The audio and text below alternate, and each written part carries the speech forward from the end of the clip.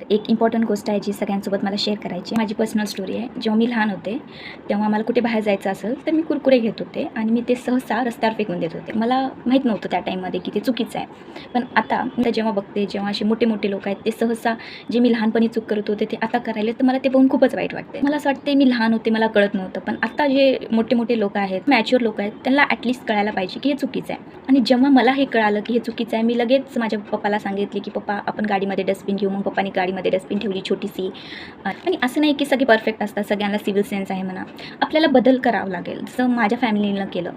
थोडे असे पण होते जे माझं ऐकले नाहीत म्हणा. मग मी सांगत होते की ती आईस्क्रीमचं बाहेर फेकू नकोस. तर ते म्हणत होते की एक फेकून काय होणार आहे. तर मला त्यांना सांगायचं आहे की एक फेकून खूप सारं होणार आहे. तर एक्झाम्पल देते मी तुम्हाला. एक माणूस आहे, त्यानं तिथं एक कचरा फेकला आणि त्याचं बघून 5-15 लोक तिथं जाऊन कचरा फेकायले. पण एक माणूस आहे, ते कचरा त्यानं जे गाडी येते कचऱ्याची तिथं फेकून टाकला. तर खूप सारे जण त्याचं बघून ते कचरा तिथं फेकतात. तर मी म्हणते एकामुळं खूप काही चेंज होऊ शकते. जर तुम्ही रिस्पॉन्सिबल झाला तर तुमच्या आजूबाजूचे सुद्धा रिस्पॉन्सिबल होतात. दुसऱ्यांना ब्लेम करून काही होणार नाही. आपण गव्हर्नमेंटवर बसायलो. गव्हर्नमेंटनं 2014मध्ये स्वच्छ भारत अभियान काढलं होतं आणि मला वाटलं की हो किती छान. पण मी आता सहसा बघते लोक सहसा बाहेर कचरा फेकून देतात.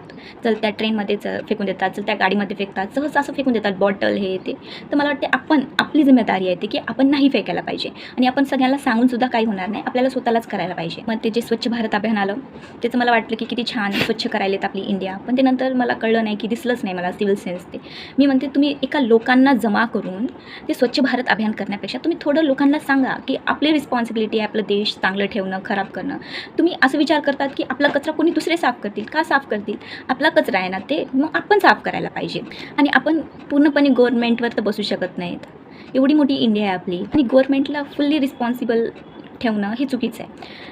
आपली कंट्री आहे, आपण राहायला लागलो त्या जागेवर तर आपल्याला साफ करायला पाहिजे. आपण सहसा कचरा बाहेर फेकायचं नाही. मला माहीत आहे हे खूप यंग जनरेशनची पण इश्यू आहे, त्यांना हे प्रॉब्लेम आहे. पण मला मी सांगते तुम्ही चेंज व्हा. लोकांना चेंज करण्यात गेलोत ना आपली लाईफ खराब होऊन जाईल. क्लिनिनेस आपल्या घरापासूनच आपण स्टार्ट करायचं. आपण आजूबाजूला घाण नाही ठेवायचे. आपण सांगितलं लोक ऐकतात. लोक एवढेही वेडे नाही आहेत की त्यांना कळत नाही म्हणायला. त्यांना कळते. आणि मी बघितले खूप सारे लोक आहेत जे ऐकतात सुद्धा आणि खूप सारे आहेत ते ऐकत नाही. जे ऐकत नाही त्याला जाऊ द्या. त्यांना नंतर कधी ना कधी कळणारच आहे. पण जेव्हा आपण आता चांगलं काही करल तर आपल्यासाठी खूप छान गोष्ट आहे. गव्हर्नमेंट फक्त सांगते कचरा करू नका, हे करू नका. पण आपल्याला करावं लागणार ना.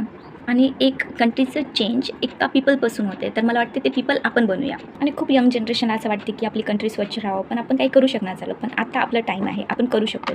जेव्हा यंग जनरेशन काही डिसाईड करते ना आपण काहीही करू शकतो. आणि खूप इंडियन लोकांचे स्वप्न आहेत, इंडियन यंग जनरेशनचे स्वप्न आहेत की आपली इंडिया जपानसारखी क्लीन व्हायला पाहिजे. फॉरेन कंट्रीजमध्ये त्यांनी असं स्टार्ट केलं आणि मला वाटते आपला इंडिया पण स्वच्छ कंट्रीमध्ये यायला पाहिजे. किती दिवस आपल्याला